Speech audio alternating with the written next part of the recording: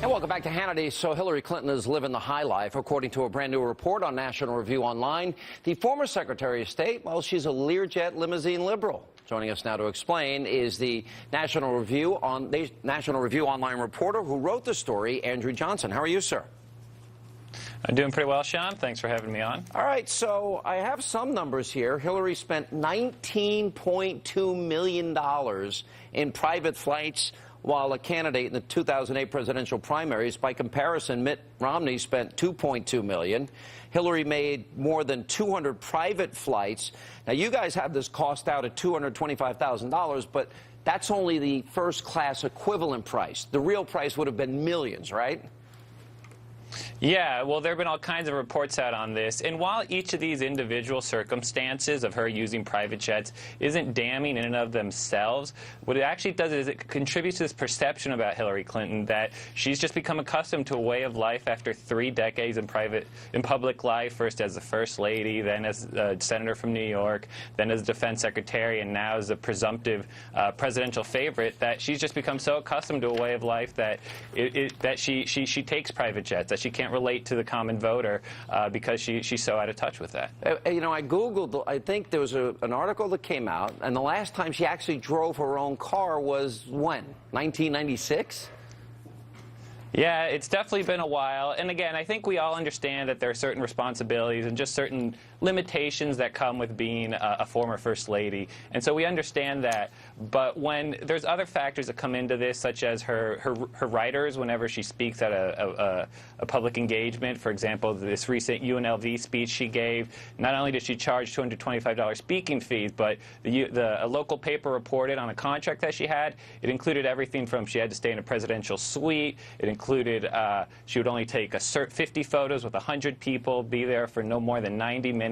Meanwhile, comparatively, just we're going to compare it to Mitt Romney, he was recently at Mississippi State University for a fraction of the price that she paid. He was there for 6 hours, went to multiple events with alumni, with faculty, with students. And so gearing up for the presidential election, you're definitely going to see Republicans want to employ this strategy that shows, you know, Hillary Clinton, yes, maybe she's done all these different things, but she's out of touch. Unbelievable. All right, thanks, Andrew, for a great report on National Review Online. Appreciate it. Thanks, Sean. And joining us now for reaction, former special counsel. He's the closest man to the Clintons, loves Bill and Hillary. Lanny Davis, how are you, sir? Well, I'm not the closest, but I do love Bill and Hillary Clinton. Oh, you're close. I love that. And yeah. I love that objective, non-political, non-partisan, conservative Republican analysis as to what's wrong with Hillary Clinton. Are you disagreeing with disagreeing with the $19.2 million in private flights while a candidate? I mean, that's recorded money. So when I'm with you, I do facts. Let's do facts. One, all of her spending as a senator and as a candidate were legal, ethical, I didn't say they were consistent illegal. with I thought it was Senate rules. extravagant. Facts. Fact, she doesn't drive a car since 1996. 2, ethical, 3, transparent, fully disclosed, and 4, what you don't like to know, $20 million in private jets? She was serving constituents as a U.S. senator on a fixed budget. She was using out of her Senate budget. So instead of my talking facts, all you want to do is talk over me. I'm listening to the facts. But $20 million in private jets, and she doesn't drive herself anywhere, and she claims she was dead broke and could barely afford her mortgages, plural, and her kids' college. So she's done pretty well for herself. Can I express some shock? She sounds out of touch. She sounds like Mitt Romney, the way he was described by you liberals back in 2012. Can I express some shock that you and a conservative from the National Review are actually personally critical of Hillary Clinton while she's just been named the most popular woman in the United States and in the 3rd in the entire world, and she's a great public servant, and I think if she runs for president, she'll make a great president, and you might even vote for her. Hell will freeze over. If she's the best candidate and most qualified candidate, you might vote for her. You might. So we know all of Bill Clinton's sexcapade issues. I mean, and I've interviewed Jennifer Flowers and Juanita Broderick and Kathleen Willey, and there's been all the problems that he had, Monica Lewinsky.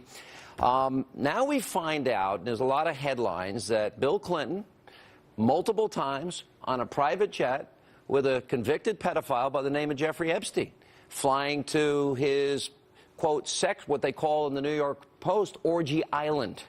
Why is he hanging out with a guy that has that type of behavior? And So could that be a there's this campaign issue?